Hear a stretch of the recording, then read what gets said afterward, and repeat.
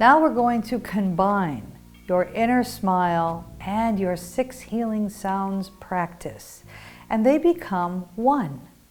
It's very simple. We have an audio here. By the time you come to this lesson, you should have your postures for 6 healing sounds memorized.